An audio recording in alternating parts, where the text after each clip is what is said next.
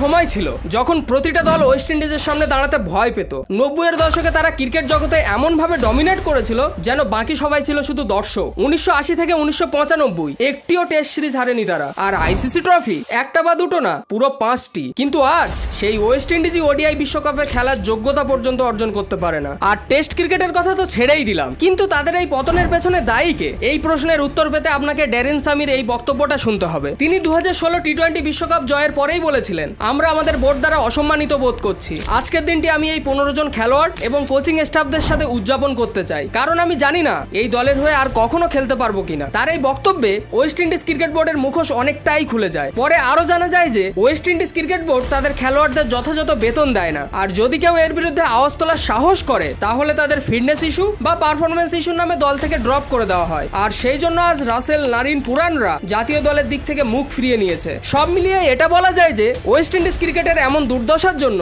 কেবলমাত্র তাদের বোর্ড দায়ী।